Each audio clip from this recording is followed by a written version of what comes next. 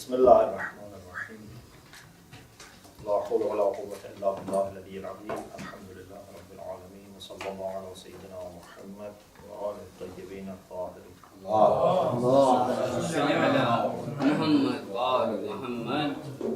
اللهم أخرجني من ظلمات الوهم وأكرمني من نور الفهم اللهم افتح علينا أبواب رحمتك وانشر علينا خزائن علومك برحمتك يا أرحم الراحمين. We continue our discussion about aql or intellect or reason as one of the sources for understanding rulings. We said there are purely intellectual rulings and mustaqillatul aqliyah means aql is mustaqil, intellect is independent. Minor premise and major premise both are taken from aql. Like ihsan is good or justice is good. Ihsan means benevolence. Justice or ihsan, they are good. You don't need to learn this from Quran or Hadith. You understand it by your aql. Yes? When Allah says, إِنَّ اللَّهَ يَعْمُرُ بِالْعَدْلِ وَالْإِحْسَانِ وَإِيتَاءِ ذِي الْقُرْبَى, this is emphasis. So even those who are not religious, they understand and they are expected to observe justice and benevolence. Okay? So, al-adlu hasanun or al-ihsanu hasan. Then, if something is hasanun aqlan, we say it is also hasanun shar'an. Religion also recognizes this. You don't need to be in doubt. Is this also something that our religion accepts? Maybe it is just my intellect, not my religion. You say no. Anything which is acceptable to reason is acceptable to religion. Anything which is good intellectually is good religiously. Anything which is obligatory intellectually is obligatory Islam. So if it is hasanun aqlan, it's hasanun shar'an. If it is wajibun aqlan, it's wajibun shar'an. So if it is recommended or it's good religious intellectually, it's good religiously. If it is obligatory intellectually, it's obligatory religiously. Anyway, there is a kind of mulazama, correlation. Sometimes everything can be understood by aql. Then we say, okay, the same judgment is made by shar, by religion. This is al-mustaqillatul aqli. Sometimes we said it's not mustaqillat, it's ghayrul mustaqillat. Means aqli is there, but not purely aql. We need also a religious input. So we take one premise from aql, another premise from religion. For example, we know Hajj is wajib. But then there are things that intellectually we understand they are needed for performance of Hajj. You say these are prerequisite for Hajj and prerequisite of wajib is wajib.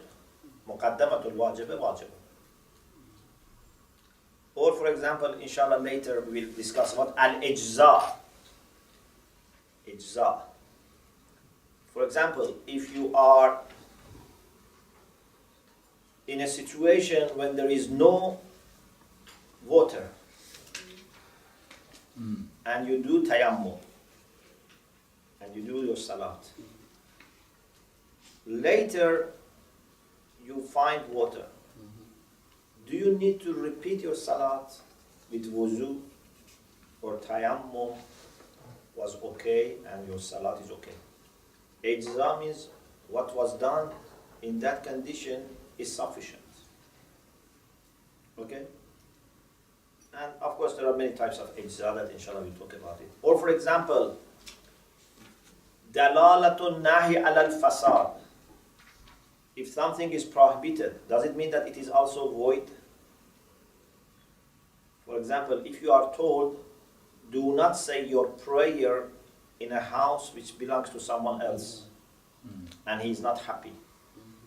If you are told not to do this, does it mean that in addition to committing a sin, your salat is also void? Or you have committed a sin and your salat is okay? So this is an issue. Dalalatun nahi ala fasad. Normally ulama say, if it is for ibadat, it means it's void. If it is for mu'amalat, still the transaction can be valid, but you have committed a sin. Okay? We will discuss about this. Or ijtima'ul amr wal nahi. If at the same time that you are commanded to do something, you are also prohibited of doing something else, and now they have come together. For example, you say your salat in a way that you are also disobeying another religious ruling. Okay? For example, there is saleh, there is also la taqsib. Do not, use the property of someone else. They have come together. These are issues that, inshallah, we will discuss. But in many of these issues, what we have is we have religious rulings plus aql who talks about requirements or implications of these religious rulings. So this is not mustaqillat. This is ghayrul mustaqillat, because part of it's a religious ruling, part of it's intellectual ruling.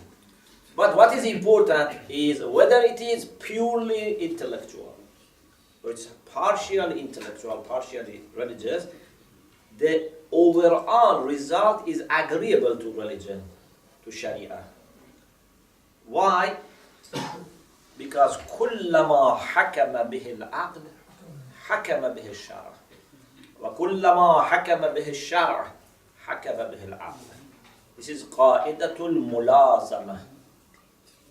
Mulazama, I sometimes translate as correlation. It's mutual relation or co-implication. This requires this, that also requires this. It's mulazama. It's not that one requires the other. It's from both sides.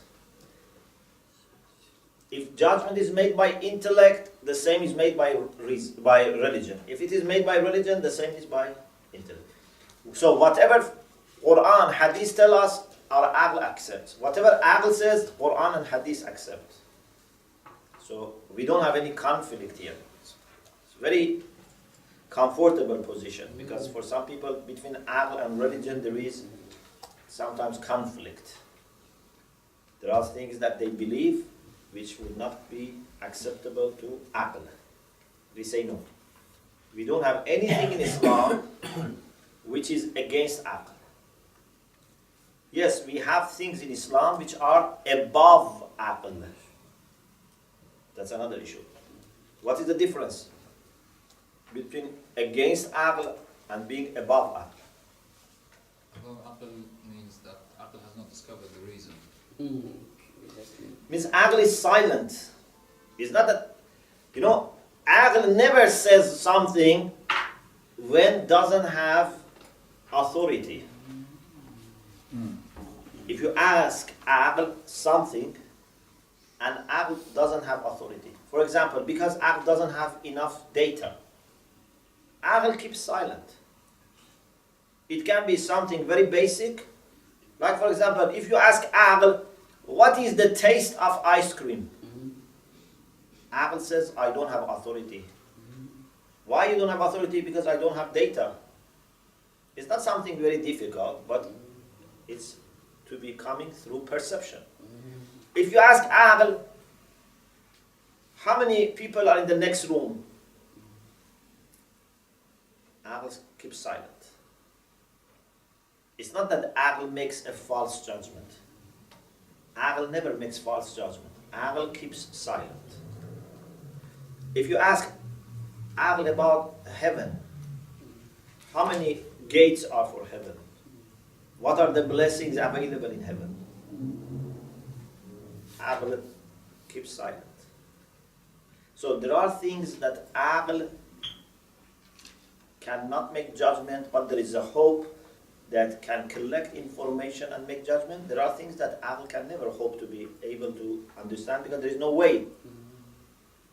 But what is important is we don't have anything against judgment of Aql. Because if Aql makes a judgment, it's valid. Aql never makes a judgment without having good ground for that. Aql is hujjah. Hujjah may be silent, but when he speaks, you have to follow. So there are cases that Aql is silent. We understand it from wahy, from revelation. But it's not that Aql speaks, revelation speaks, and then they contradict. It's impossible. So there is mulazama. There is a mutual relation or correlation between Aql and Shar'. كلما حكم به العقل حكم به الشرع كلما حكم به الشرع حكم. Even this is something you can understand by Aql. You can understand it from the sources in Quran and Hadith, but you can also understand it from Aql, that there is such mulazama. So this is what is mentioned in the book. Then there is something that I would like to explain a little bit in case you don't understand the Arabic. It says هذه الملازمات العقلية هي كبريات القضايا العقلية التي بضمها إلى صغرياتها يتوصل بها إلى الحكم الشرعي. Page 89, the penultimate paragraph. Page 89 of Arabic, yeah? Penultimate paragraph. وعليه هذه الملازمات العقلية, these intellectual correlations, for example, necessity of muqaddamatul wajib and other things, ijza and so on and so forth. These are kubrayat. These are major premises. And when you add the minor premise, sughra, then you come to the conclusion.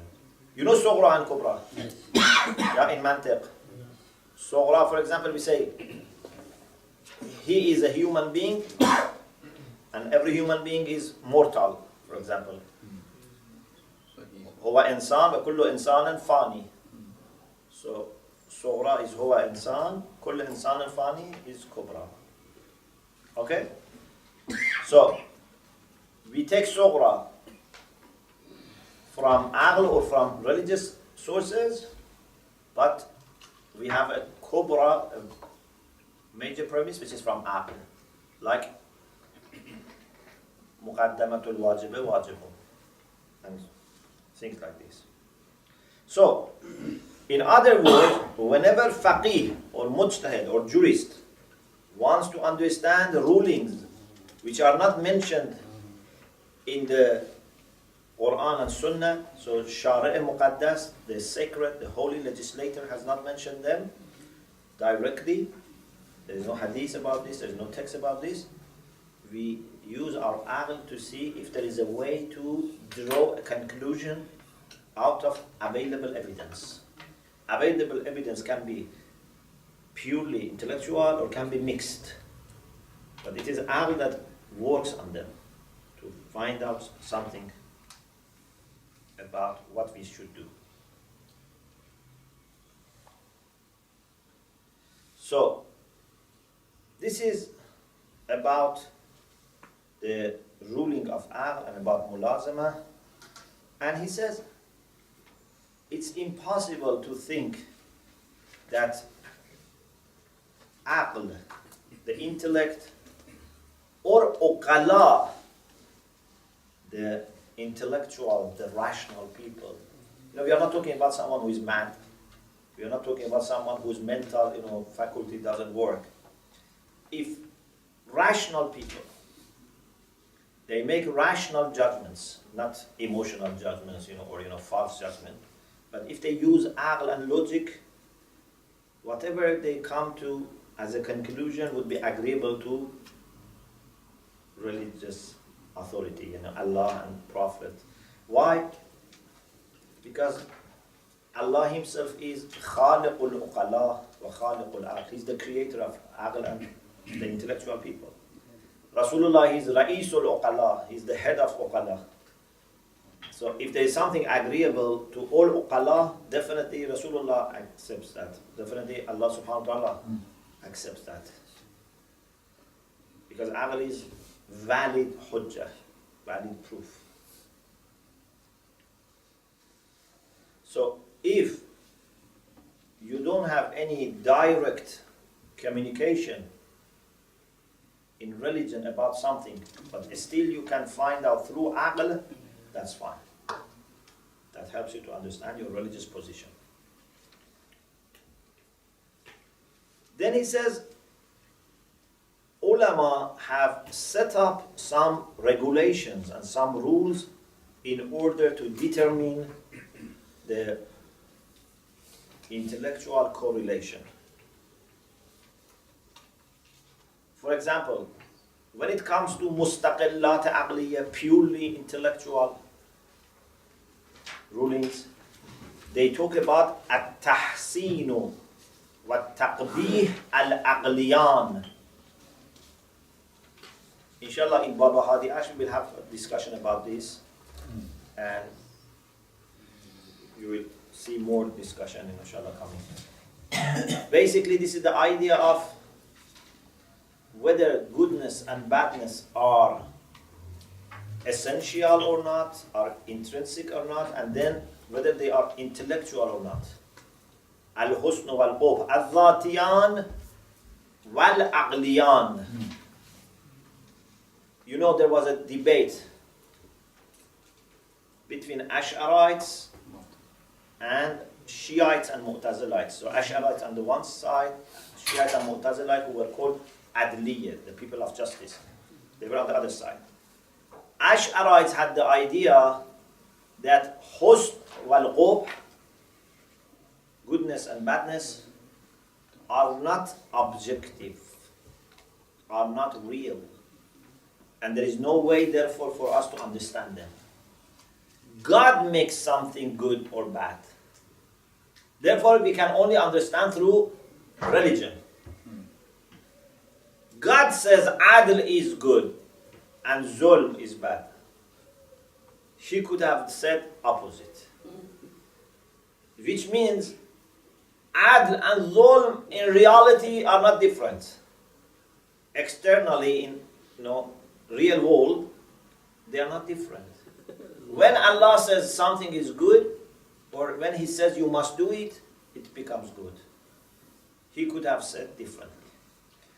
They wanted to preserve Allah's authority, but unfortunately they damaged Allah's wisdom and justice. Because this makes Allah's decisions arbitrary. And this means that those who are going to be punished, there is no adalah, there is no justice, because they were not able to understand before religion. For example, if someone is not a believer in Islam, why he should believe in Islam?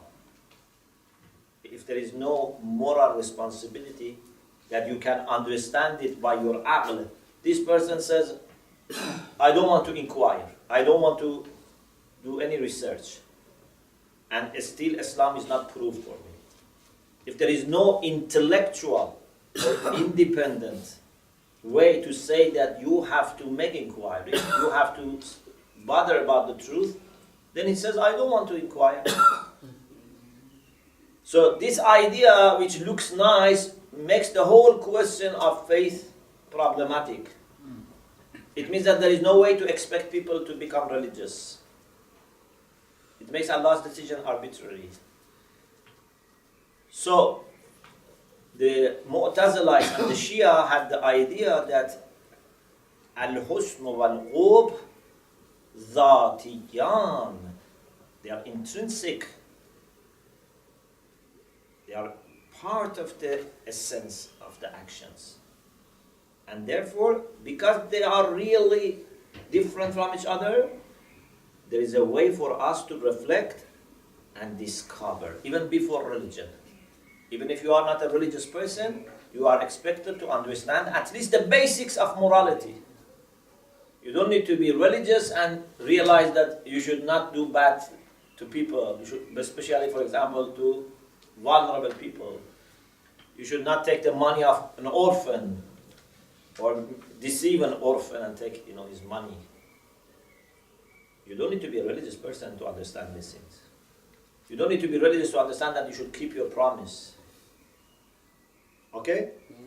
So, here the judgment about al-husn wal-qubh is purely intellectual. We don't need any other source.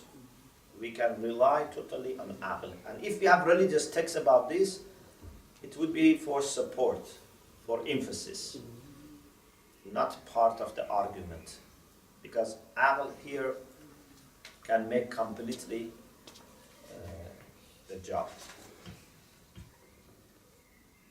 For غير المستقلات العقلية, those things which are partially intellectual, not purely intellectual, we have few discussions.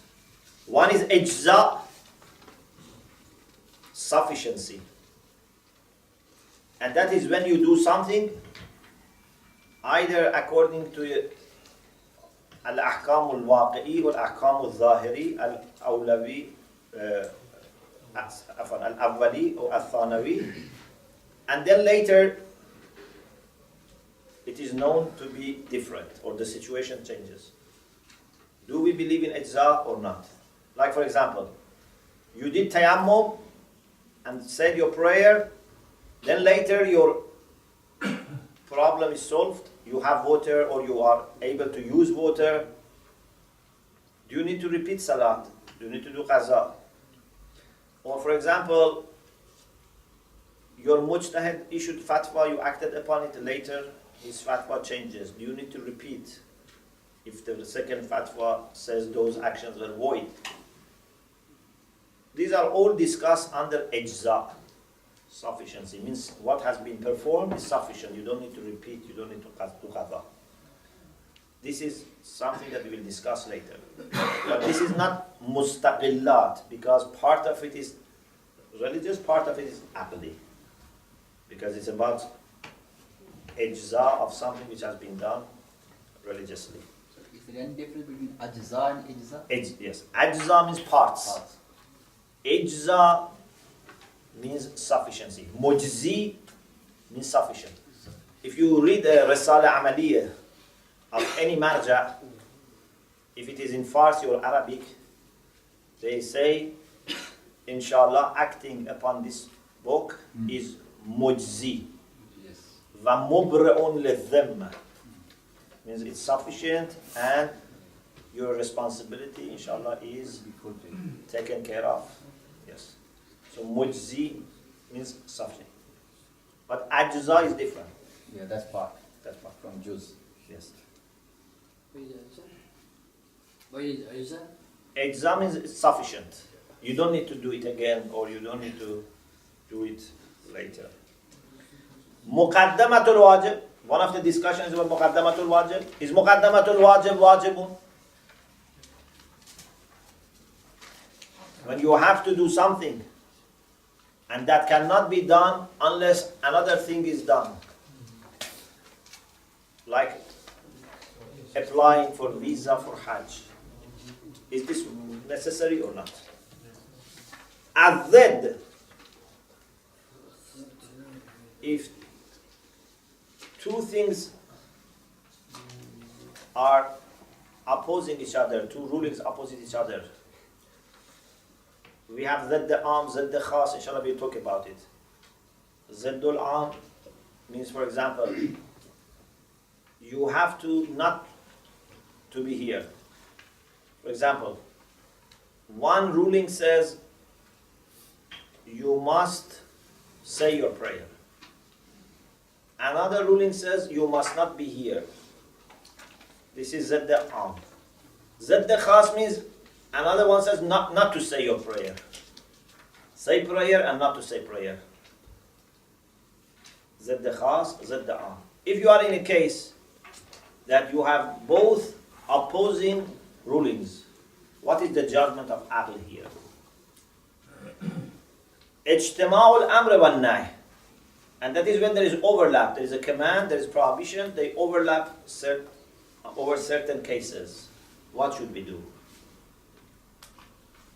Dalalatul nahi al-fisal, as I said, if a prohibition has belonged to something. It can be ibadat, it can be mu'amalat.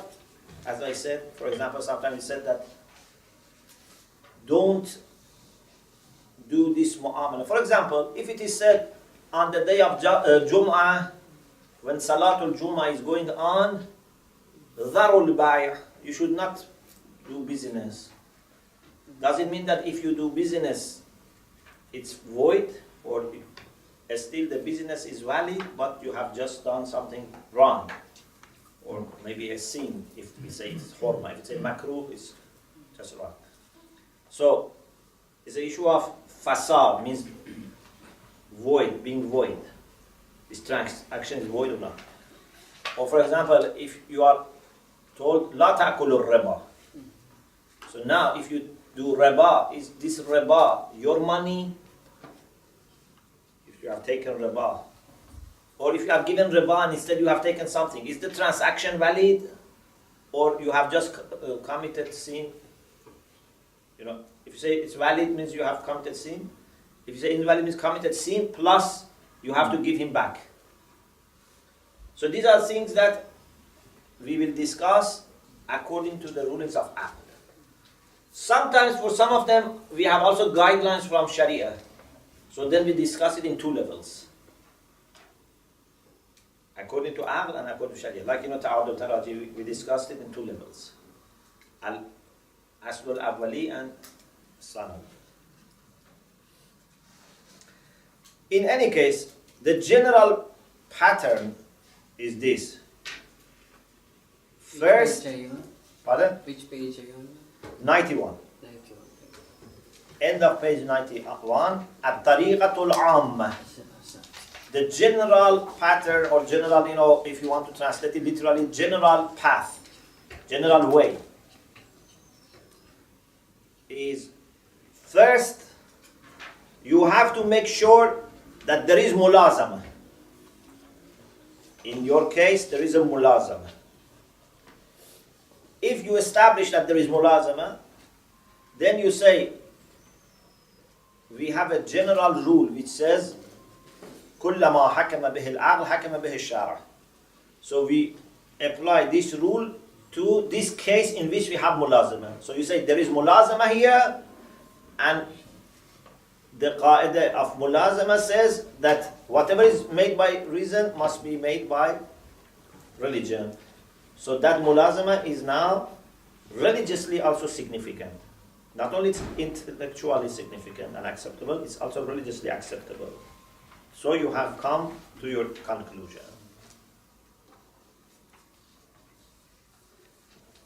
Now we have to go through mustaqillat aqli and later mustaqillat غير المستقلات العقلية. Mustaqillat aqli means purely intellectual, and غير المستقلات partially intellectual. For mustaqillat aqli, we said the discussion is about what?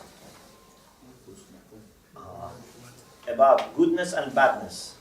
Whether they are essential, intrinsic, objective, real or not. And secondly, whether we can understand them by our reason or not. If you say they are not real, then there is no way to understand it by aql. You have just to learn it from religion. But if you say they are real, then aql can reflect on them and maybe understand at least the basics of morality. So now we start the discussion about al-mu'amalat al-aqliyya. I only tell you one page of it at the beginning, and then we continue inshallah next session. Before anything, we have many times told, we should clarify the concepts that we use. Conceptual clarification. Conceptual clarification is very important. So, before anything, we should understand what is husn and qub. So I explain this so that your mind is prepared for next week, inshallah. There are three ways that husn and qub are used. Only one of them is relevant to our discussion. So please be careful, because two of them are not controversial between Ash'arites and Mu'tazilites. Only one of them is where we have controversy or differences. The first meaning for husn and qub, or hasan and qabih. Husn means goodness, hasan means good. Qub means badness or ugliness, qabih means bad or ugly. You understand the difference? So we say husn qub or hasan wa qabih. Okay? Sometimes we mean to be pleasant. Al-mula'ama lit-taba' means to be pleasant or unpleasant. For example, sometimes you hear a voice or a noise. For example, a noise created by an instrument or a voice created by a human being. And you see, you like to listen or you don't like to listen. So hasan means that you like to listen. Qabih means you don't like to listen. Okay?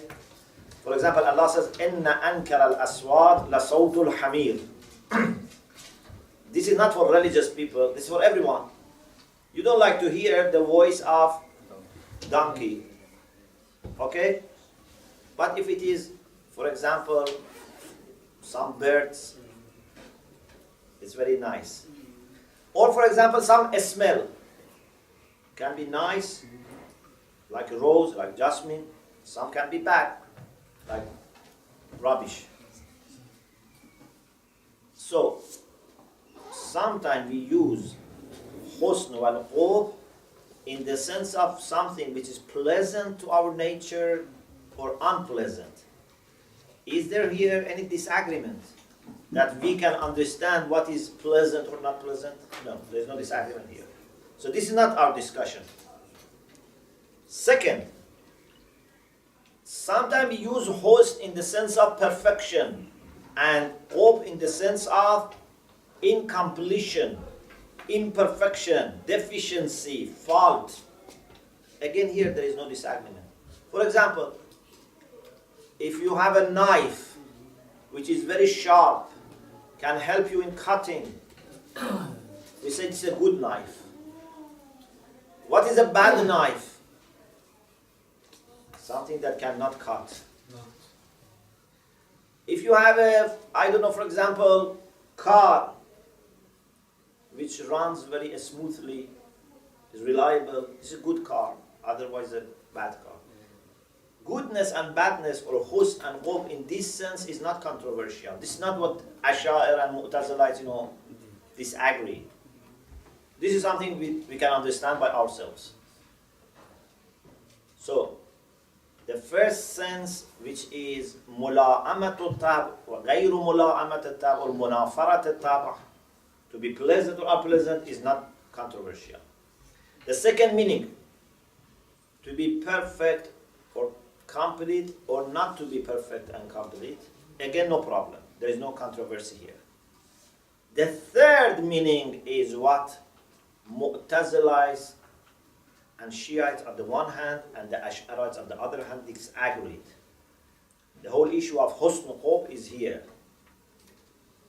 Husn in the sense of something which is praiseworthy, and qub in the sense of being blameworthy.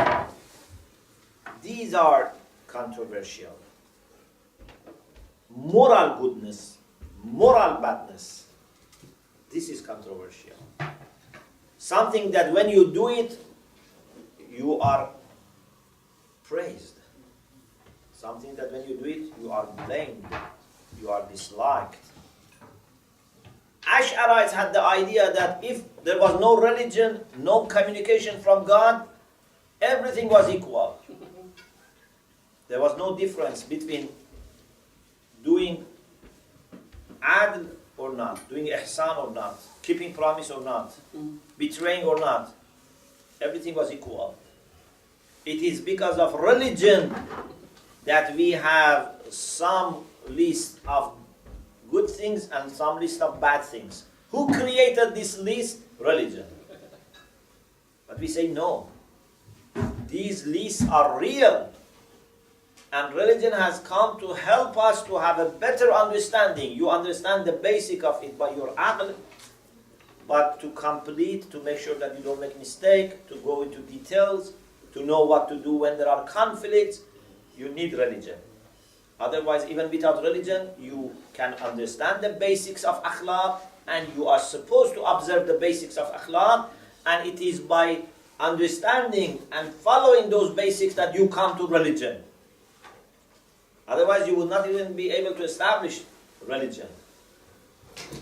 So, there are three senses in which host and hope are used. Two of them are not controversial. Everyone accepts that we can understand by our aql. There is the third sense, which is host in the sense of something that is praiseworthy, and hope in the sense of something which is blameworthy, which is controversial. Some people say this is real, and therefore you have a chance to understand it to some extent. Some people say it's not real, it's created by God, it's commanded by God, and you can only learn it from religion. There is nothing in reality that you can have the hope of understanding by your aql. Inshallah, we continue this discussion What do you next mean by week. وآخر دعوانا أن الحمد لله رب العالمين. Oh.